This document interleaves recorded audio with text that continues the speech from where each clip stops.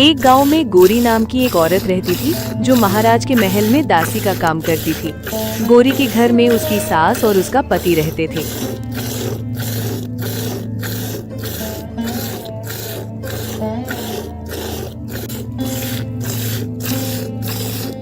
अरे बहू, इतनी देर लगा दी गाय का दूध निकालने में, क्या हाथ टूट रहा है तेरा? जी माँ, बस मैं आती हूँ, थोड़ा ही काम रहता है। थोड़े थोड़े काम के चक्कर में सुबह से भूखी बैठी हूँ, नाश्ता तक किसी ने नहीं दिया मुझे। हाय रे मेरी फूटी किस्मत, 21 गमवार को घर में ले आई। अरे ओ हरिया, कहाँ मर गया है तू? क्या हो रहा है माँ, क्यों चिल्ला रही हो? ए गौरी, ये मैं क्या सुन रहा हूँ? अब तक माँ को नाश्ता नहीं दिया, और मेरा नाश्ता कहाँ गया है? अरे जी, अभी थोड़ी देर पहले ही सारा काम खत्म किया है, इसीलिए थोड़ी देर हो गई। अब नाश्ता बनाने ही जा रही हूँ, फिर महल के लिए भी निकलना है। अरे ओ घोरी, किसको दिखा रही है ये महल के ठाट? रानी तो है नहीं तू, बस दासी है दासी, समझी? और सुन ले, माँ को नाश्ता दिए बिना अगर कहीं गई तो बुरा होगा। नहीं नहीं जी, मैं अभी नाश्ता बना देती हूँ। माँ को नाश्ता दिए बगैर तो मैं कभी भी नहीं गई। क्यों माँ, कभी ऐसा हुआ है क्या कि मैंने आपको नाश्ता दिए बगैर घर से निकलने दिया हो? अच्छा, प्रवचन नहीं, तुमसे नाश्ता मांगा था। बढ़िया ही प्रवचन देने वाली। चलो माँ, अंदर चलते हैं। गोरी की जिंदगी ऐसी ही थी। सारे घर का काम करने के बाद गोरी महल की ओर निकलती थी। गोरी को कोई संतान नहीं थी, जिसके ताने उसे हर रोज ही मिलते थे।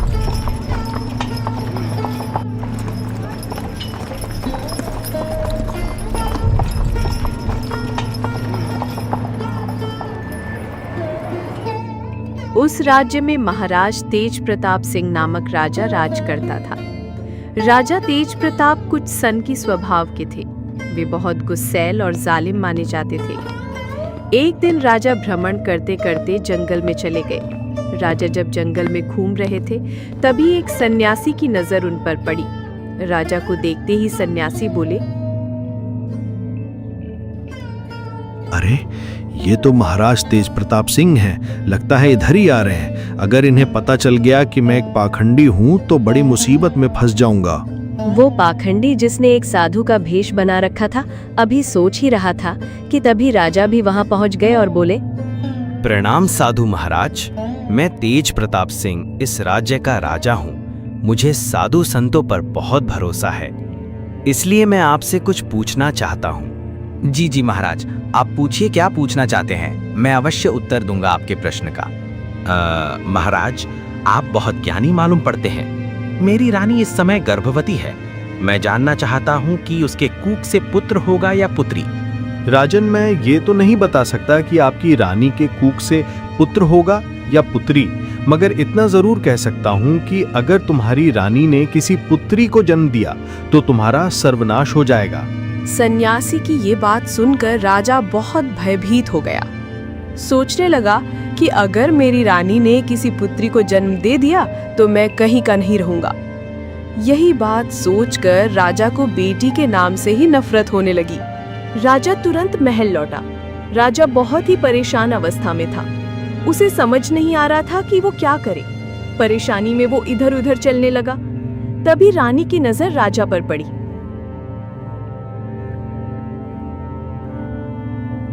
महाराज, क्या बात है? आप बहुत चिंतित मालूम होते हैं। कैसी परेशानी है? मैंने आज तक आपको इतना परेशान कभी नहीं देखा। परेशानी आप है रानी, आप ही मेरी परेशानी का कारण है। मैं कैसे महाराज? मुझे कुछ समझ नहीं आ रहा। और सुन लीजिए जरा ध्यान से रानी, अगर आपने एक बेटी को जन्म दिया तो उसे तो मैं मरवा ही डालूंगा, मगर आपको भी जिंदा नहीं छोड़ूंगा। समझ गई ना आप? रानी ने जैसे ही राजा की ये बात सुनी, उनके तो पैरों तले जमीन ही खिसक गई। रानी दिन रात इसी बात के बारे में सोचती रहती और यही प्रार्थना करती कि उनके यहाँ बेटी ना हो। इसी तरह समय बीतता गया और ऊपर वाले की मेहर से रानी ने एक बहुत ही सुंदर पुत्र को जन्म दिया। महल वासियों, सब खुशियां मनाओ, महल का उत्तराधिकारी आ गया है। सब नाचो, घूमो और गाओ। महाराज को जैसे ही ये खबर मिले वो खुशी से झूम उठे। महल खुशियों से गूंज उठा, चारों ओर संगीत बजने लगा। अधिकारी और दासियां झूम झूम कर नाचने लगे, मानो पूरा महल उत्सव में डूब गया हो।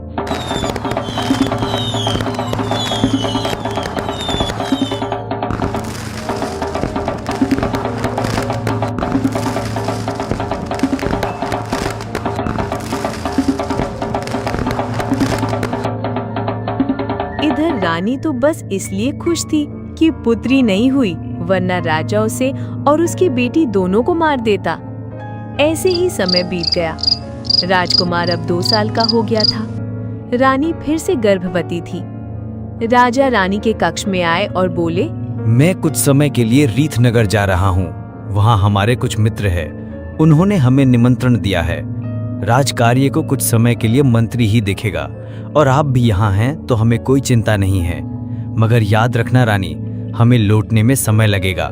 यदि तुम्हारा गर्भ से बेटी का जन्म हुआ तो उसे मरवा देना। मैं बेटी का चेहरा नहीं देखना चाहता। जी जी महाराज, आप निश्चिंत होकर जाइए। मैं यहाँ का सब काम देख लूंगी और पहुँचकर हमें पत्र लिख देना कि आप अपनी मंजिल पर पहुँच गए हैं। राजा को वापस अपने नगर लौटने में कई महीने का समय लग गया, लेकिन इस दौरान रानी ने एक पुत्री को जन्म दिया। जिस बात का डर रानी को था वही हुआ। बेटी को देखते ही रानी घबरा गई। अरे ऊपर वाले, जिस बात का डर था वही हो गया। अब तो राजा के आदेश के अनुसार बेटी की हत्या करनी पड़ेगी। ये गिरा हुआ काम मैं कैसे करूं? मैं एक माँ हूँ। मुझे जितना बेटा प्यारा है उतनी ही बेटी भी प्यारी है। कन्या हत्या का पाप तो बहुत बड़ा होता है। इतना कहकर रानी रोने लगती है। तभी एक दासी रानी के कक्ष में आती है और आकर रानी से कहती है, रानी, गुस्ताखी माफ हो, आप इतना क्यों रो रही हैं? पुत्र के जन्म पर तो खुशियां मनाई गई थी और आज पुत्री के पैदा होने पर मातम मनाया जा रहा है। क्या ये विपदा महल में भी होती है रानी? नहीं गौरी, मैं एक माँ हूँ। मैं कैसे भेदभाव कर सकती हूँ? पुत्र और पुत्री में वास्तव में जो नहीं होना चाहिए वही हो गया। महाराज ने कन्या को मारने का आदेश दिया है। अब आप ही बताओ, मैं इस मासूम की जान कैसे ले सकती हूँ? बस यही सोच सोच कर मैं रो रही हूँ। अरे रानी साहिबा, आप चिंता न कीजिए। आप राजा से कह दीजिए कि मैंने पुत्री को मरवा दिया। हम आपको आपकी पुत्री को महल वासियों के सामने मारने के लिए ले जाते हुए दिखाएंगे, लेकिन वास्तव में हम उसे मारेंगे नहीं बल्कि पालेंगे। अगर कोई पूछेगा तो मैं कह दूंगी कि ये मेरी भतीजी है। इस तरह इस बच्ची की जान भी बच जाएगी और राजा की नजरों से भी ये दूर हो जाएगी। ये सुनकर रानी बड़ी खुश हुई और रानी बोली, आह, ये पुत्री भले ही मुझे देखने को ना मिले, कम से कम जीवित तो रहेगी मेरी पुत्री। गौरी, मैं तुम्हें अपनी पुत्री के पालन पोषण के लिए दान आभूषण भी दूंगी। मेरी पुत्री को तुम्हें राजकुमारी की तरह ही पालना होगा। जी जी रानी, आप चिंता मत करें। मैं आपकी राजकुमारी को राजकुमारी की तरह ही पालूंगी। इतना कहकर दासी ने राजकुमारी को उठा लिया और फिर सारे महल वासियों के सामने ऐसा दिखावा किया मानो वो राजकुमारी को मारने के लिए ले जा रही हो। महल से निकलते ही गौरी ने रानी के दिए हुए दान से एक तांगे को रोका और उस पर बैठकर अपने घर की ओर निकल पड़ी।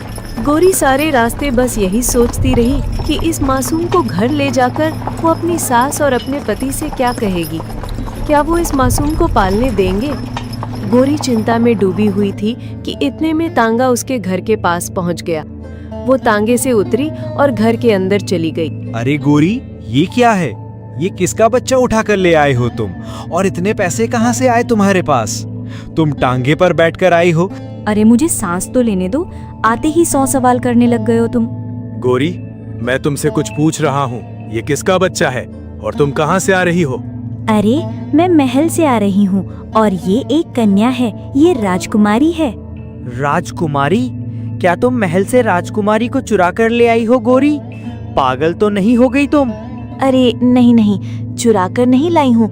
रानी ने इसे पालने के लिए मुझे दिया है, क्योंकि राजा ने इसे मारने का हुक्म दिया था। इसलिए मैं इसे छुपाकर यहाँ ले आई।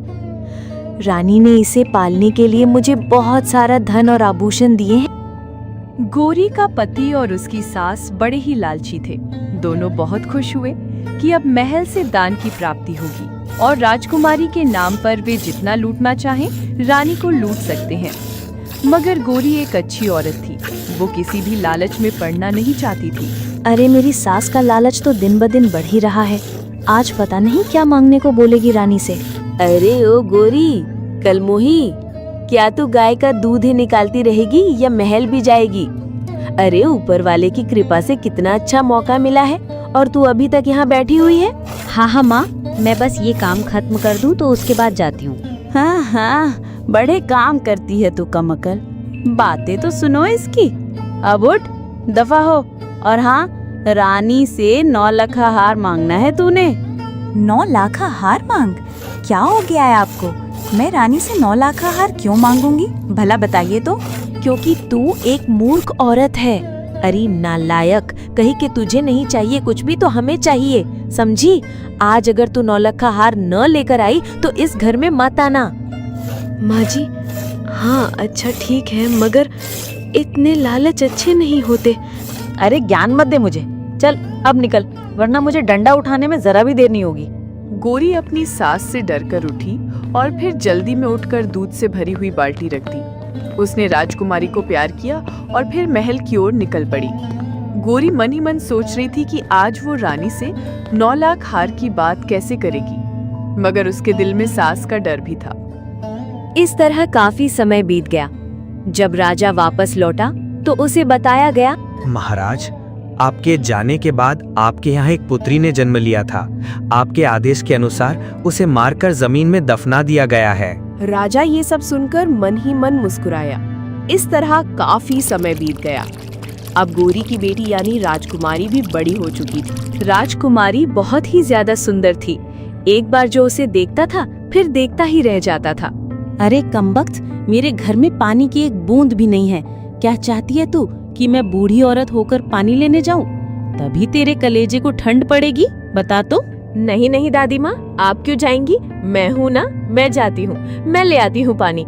आप माँ को बता देना कि मैं पानी लेने जा रही हूँ। एक दिन की बात है, राजा तेज प्रताप अपने नगर की सैर कर रहे थे। जब उनकी सवारी उस दासी के घर के सामने से गुजरी तो राजा की नजर उस खूबसूरत कन्या पर पड़ी। रूपवती तो वो थी ही, पर उस समय और भी अधिक सुंदर प्रतीत हो रही थी। रथ पर बैठे राजा तेज प्रताप अचानक उसे देखकर स्तब्ध रह गए, क्योंकि वो अत्यंत रूपवती थी। उसकी सुंदरता पर राजा मोहित हो गया। उसी समय राजा ने अपने मंत्री से पूछा, ये मंत्री, ये राजकुमारी जैसी दिखने वाली कन्या कौन है? उसके रूप ने तो मुझे घायल कर दिया है। जल्द से जल्द इसका पता लगाओ। मंत्री ने जैसे ही राजा का आदेश सुना, आनन फानन उस सुंदर कन्या के घर तक पहुंच गया। वहां जाकर वो आश्चर्यचकित रह गया, क्योंकि ये तो महल में काम करने वाली एक दासी का घर था। मंत्री ने तुरंत राजमहल लौटकर राजा को सारी बात विस्तार से बताई। महाराज, वो कोई राजकुमारी नहीं, बल्कि एक दासी की बेटी है।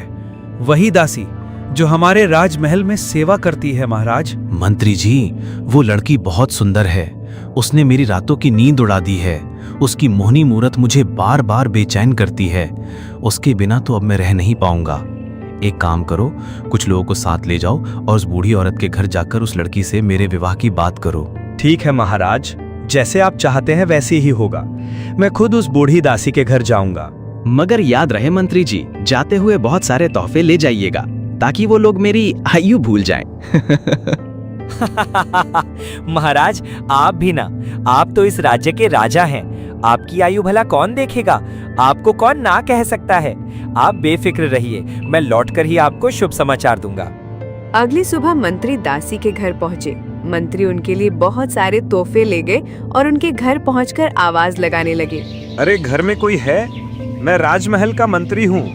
अगर घर में कोई है तो बाहर आओ।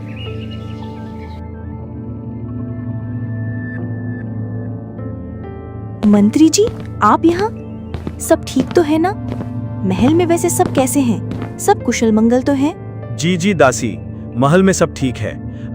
हम यहाँ एक विशेष कार्य के लिए आए हैं। दरअसल हमें यहाँ स्वयं महाराज ने भेजा है। महाराज ने मैं कुछ समझी नहीं, आप खुलकर बात कहिए। दरअसल बात यह है कि महाराज को आपकी बेटी बहुत पसंद आई है। महाराज ने अपने विवाह का संदेश आपकी बेटी के लिए भेजा है। क्या आप होश में तो हैं मंत्री जी? ये कैसी बातें कर रहे हैं आप? ओ भाई, मैं महाराज का विवाह का समाचार तुम्हारी बेटी के लिए लाया हूँ, तुम्हारे लिए नहीं। इसमें हैरान होने वाली क्या बात है? क्या तुम अपनी बेटी का विवाह नहीं करवाओगी कभी? देखो, तुम तो भली भांति जानती हो महाराज को, उनका क्रोध कितना भयानक है। ऐसा ना हो कि वे तुम्हारी बेटी को यहाँ से चुपके उठा ले जाएं। उनसे भला कौन पूछेगा? इसलिए अच्छा मशवरा दे रहा हूँ मैं, मान लो, वरना कोई दूसरा तरीका अपनाया जाएगा। देखिए मंत्री जी, मैं शराफत से कह रही हूँ आपसे कि यहाँ से चले जाइए। मैं अपनी बेटी का विवाह राजा से नहीं कर सकती, ये संभव ही नहीं है। संभव नहीं है? मगर क्यों? इसमें असंभव वाली क्या बात है? देखिए मंत्री जी, मैं इस समय आपको कुछ नहीं बता सकती।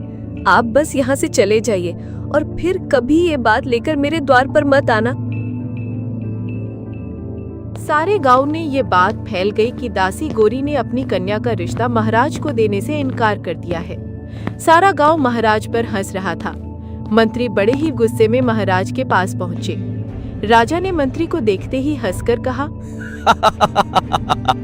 मंत्री जी बड़े जल्दी लौट आए हैं। क्यों? दासी ने आपको चाय पानी के लिए नहीं पूछा? महाराज क्षमा कीजिए, मगर हम अच्छी खबर नहीं लाए हैं। महाराज, दासी ने साफ इनकार कर दिया है और यहाँ तक कि हमारा अपमान करते हुए कहा कि ये बात दोबारा लेकर मेरे द्वार पर मत आना। क्या? ये क्या कह रहे हैं आप मंत्री जी? उस दासी की इतनी हिम्मत, आपने उसे जिंदा कैसे छोड़ दिया?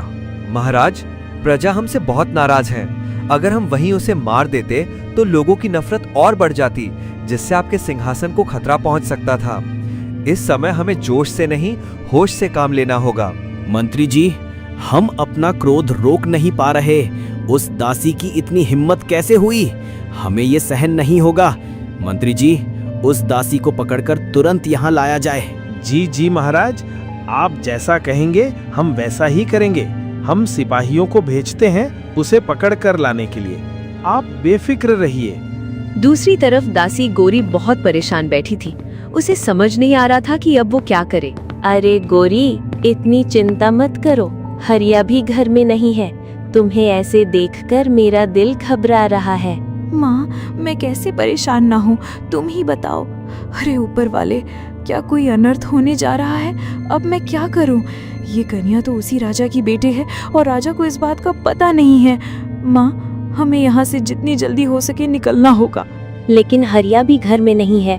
हम तीनों इस समय घर से निकलकर जाएंगे कहाँ? वो लोग आपस में अभी बात ही कर रहे होते हैं कि दरवाजे पर दस्तक होती है। गोरी डर के मारे अपनी आशा से कांप उठती है।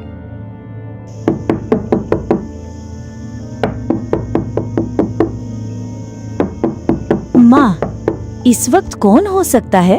अरे डर मत, हरिया होगा। जाकर दरवाजा खोल। गौरी दरवाजा खोलने जाती है और जब वो दरवाजा खोलती है तो वहाँ राजा के सिपाही खड़े होते हैं। उन्हें देखकर गौरी डर जाती है। आप लोग यहाँ इस वक्त क्यों आए हैं? हमें महाराज ने भेजा है, तुम्हें लेने आए हैं और तुम्हें हमारे साथ चलना होगा अभी। गोरी बहुत डर जाती है और समझ जाती है कि अब उसके पास कोई रास्ता नहीं है, इसलिए वो सिपाहियों के साथ महल की ओर रवाना हो जाती। महाराज, ये वही आपके शत्रु हैं जिन्होंने आपका अपमान किया था और आपके विवाह के प्रस्ताव को ठुकराया था। एक दासी की बेटी के लिए हमने विवाह का प्रस्ताव भेजा और एक दासी की इतनी हिम्मत कि वो हमें इनकार करे। सिपाहियों, इसे तब तक मारो जब तक कि ये विवाह के लिए राजी ना हो जाए। महाराज, हमें क्षमा कर दीजिए। महाराज, आप उससे शादी नहीं कर सकते। वह मेरी बेटी नहीं है। महाराज, वह कोई और नहीं बल्कि आपकी अपनी बेटी है, जिसे आपने मारने का हुक्म दिया था। क्या? ये क्या बकवास कर रही हो दासी? तुम ये मैं क्या अनर्थ करने जा रहा था? ओह, ये सब तुम्हारी वजह से हुआ है। दासी, वो लड़की अभी तक जिंदा बची हुई है। मंत्री जी, राजकुमार को बुलाइए अभी, इसी समय। तभी राजकुमार वहां आता है और डरते डरते राजा से पूछता है, जी पिताश्री, क्या आपने मुझे बुलाया है? कोई विशेष कार्य है क्या?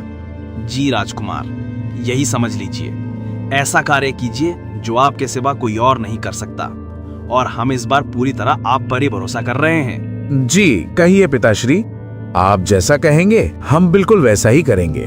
आपकी वो बहन जिसे हमने उसके बचपन से ही मृत घोषित कर दिया था, अभी तक जिंदा है, तो आपको उसे मारकर दफन करना है और प्रमाण के तौर पर उसकी आंखें निकालकर हमारे लिए लानी है। क्या? जी पिताश्री, जैसा आपका आदेश। राजकुमार अपनी बहन को लेकर जंगल की ओर निकला। राजकुमारी भी अपने भाई के साथ साथ चल रही थी। ऐसा चलती हुई कि उसे अपने भाई से जरा भी डर न हो। राजकुमार जंगल के बहुत अंदर जाकर रुक गया और फिर अपनी बहन से कहने लगा, न जाने ऊपर वाले ने तुम्हारे भाग्य में क्या लिखा है। बचपन से आज तक तुम अजनबी लोगों के बीच पली बढ़ी हो। राजकुमारी होकर भी तुमने गरीबी में जिंदगी गुजारी है। तुम्हारा भाई भी कभी तुम्हें मार नहीं सकता। इस जंगल में कहीं छुप जाओ। इसके बाद से तुम्हारे भाग्य में जो होगा, ये जंगल तुम्हें वहां पहुंचाएगा। भाई, मैंने आज पहली और शायद आखिरी बार आपको देखा है। अगर आपने मुझे नहीं मारा और मेरी आंखें निकालकर नहीं लाई तो पिताश्री आपको मार देंगे। फिक्र मत करो, मैं जाते हुए एक हिरन का शिकार करूंगा और उसकी आंखें लेकर जाऊंगा। इतना कहकर राजकुमार वहां से चला गया और एक मजबूर बहन अपने भाई को जाते हुए निहारने लगी।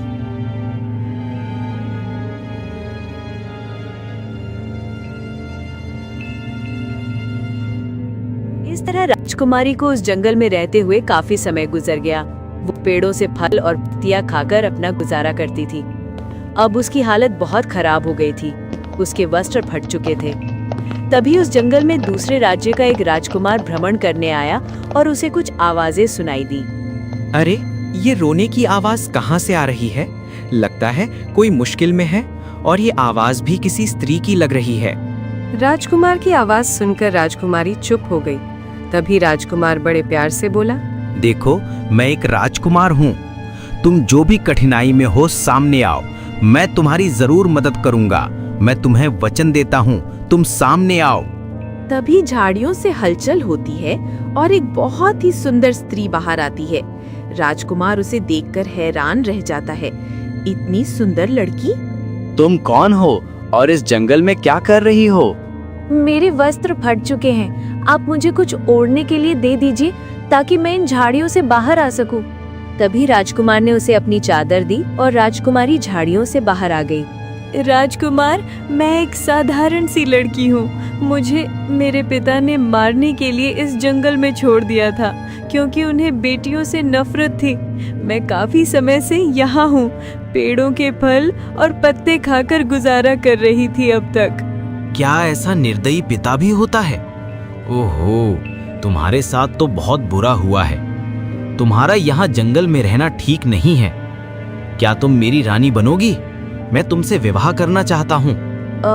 जी राजकुमार, अगर आप मुझे अपने महल की रानी बनाना चाहते हैं तो मैं तैयार हूँ।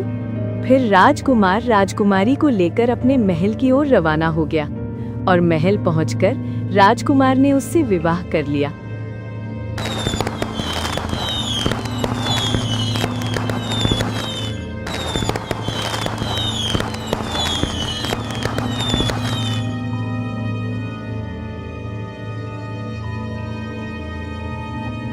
दूसरी तरफ राजा तेज प्रताप, क्योंकि एक सनकी और जालिम राजा था, इसलिए उसकी प्रजा उससे बहुत नाराज थी। इस बात का फायदा उठाने के लिए दूसरे राज्य के राजा उसके राज्य पर हमला करना चाहते थे।